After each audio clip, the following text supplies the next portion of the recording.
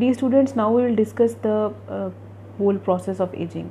This is not clearly understood or studied process, but there are certain points that scientists have put forward and they are worth considering.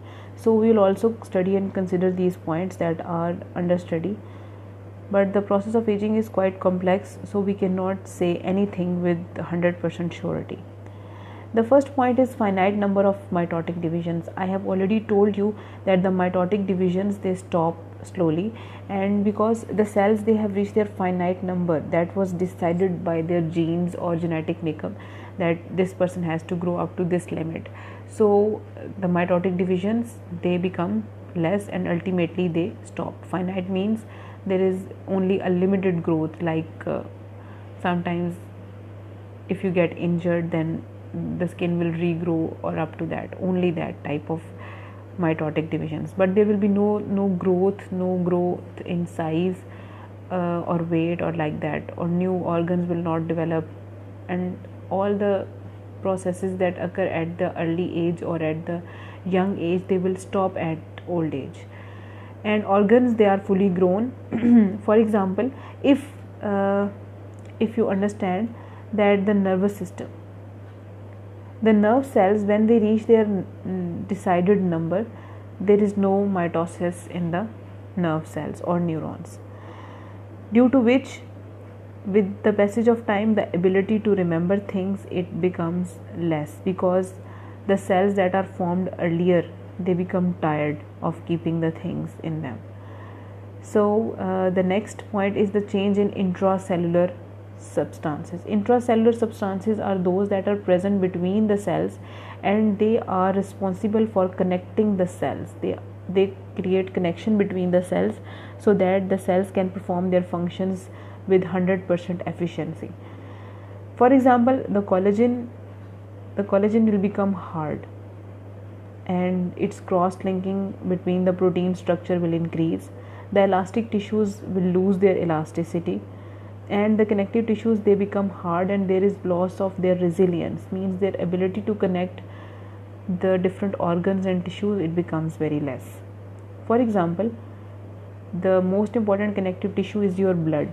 So with the passage of time, the blood becomes hard and thick, and its ability to perform its function will become slow, and ultimately it will clot and it will cause different disorders.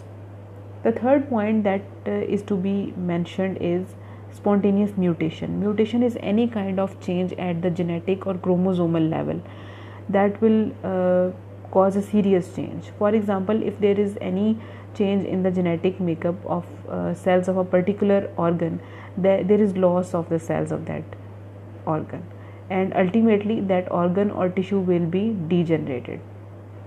So these points, these are to be kept in mind in order to understand the process of aging, because these all three processes are going side by side in order to create the process of aging.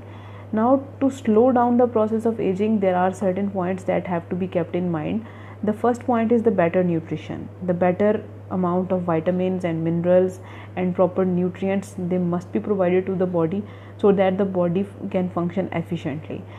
The cells can perform their functions in a better way, and they have to be young in order to perform their functions in a better way. The second important thing is the improved living conditions. Your lifestyle affects your process of aging, so you have to be very careful about it. The first is the regular meals. You have to be very regular with your meals. There should be appropriate timing between your meals so that the body can digest the previous meal before you can take the next one. So you have to be very careful in order to maintain your growth and the process of your aging.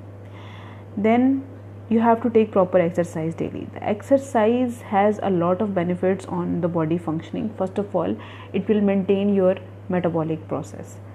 If your metabolism is fast, then your body will be provided with adequate amount of energy, and you will not feel lethargic. The second important benefit of exercise is that your muscles and tissues, they become and they remain elastic for a longer period of time, and the degeneration of tissues is quite slower when you take your exercise daily, or at least 3 days a week. Proper walk or some warm-up exercises, they should be taken daily basis, because uh, they strengthen your immune system as well. Next is adequate sleep. If your body does not take the proper sleep of 6 to 8 hours daily, then your cells, they become tired and they become lethargic and they become less active, and ultimately your ability to perform daily life routine becomes disturbed, because your cells are tired, your brain is tired, your heart, your all the organs, they are tired, they are not getting proper rest time. So how can they perform their functions in a better way? So you have to take your proper sleep. Then no smoking and alcohol intake. As you know that smoking and alcohol are injurious to your health, so you have to abstain from these two habits. Next is the ideal weight. In order to maintain your health, you have to maintain your ideal weight. For this, you have to take proper exercise and proper diet. Ideal weight is important because if there is deposition of fat or any kind of material inside your body, it will lead to disturbance in the metabolic processes. And I have told you earlier that if there is deposition of any kind of material inside your blood vessels especially, it will lead to atherosclerosis and ultimately severe kind of heart diseases. So if you take care of these few steps, you can prolong your life, estimated life, up to 11 years. Means if you are whatever your age is decided, you can add to it for about 11 years, and with the help of these habits you can live a healthy life, not only a longer life but also a healthy life. Now let us discuss the next important topic, that is the regeneration.